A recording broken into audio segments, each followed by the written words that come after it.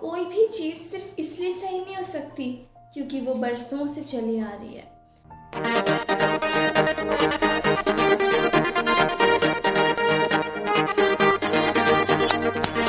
तो मैं हूँ आपके साथ कृतिका सोनी और आपको सुनाती हूँ एक साधु महात्मा की कहानी, जो एक बहुत ही अच्छे हृदय के इंसान थे और हमेशा सबकी मदद करते थे।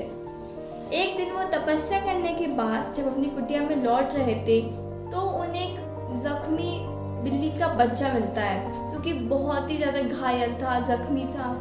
तो वो सोचते अभी खुद की मदद तो कैसे करेगा, तो वो उसे उठा करके अपनी कुटिया में ले आते हैं। वो उसकी खूब देखभाल करते हैं और कुछ समय बीतने के बाद वो बिल्ली का बच्चा उनके सर चढ़ने लग जाता है। दोनों में इतना अच्छा बॉन्ड बन जाता है। जैसे ही वो तपस्या करने बैठते उनके सर पे चढ़ता, कभी कंधे पे चढ़ता, हर दिन उनके आगे पीछे घूमता रहता था।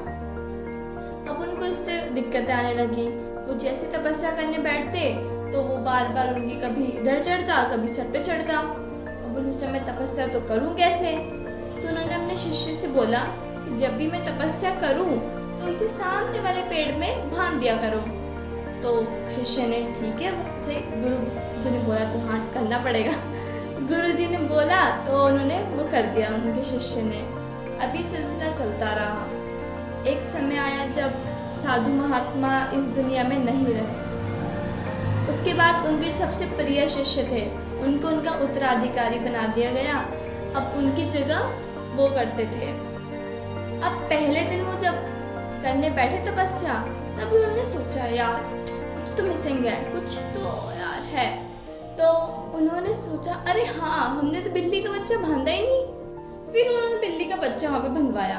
अभी सिलसिला चलता रहा और दिक्कत तो तब आई जब बिल्ली का बच्चा ही नहीं रहा।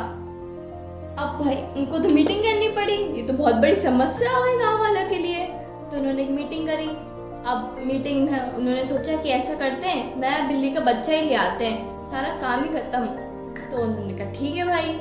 तो अब पीढ़ी यही चलता रहा। कोई भी तपस्या करने बैठता तो हमेशा अपने सामने बिल्ली का बच्चा सामने वाले पेड़ पे बांध दिया करते थे।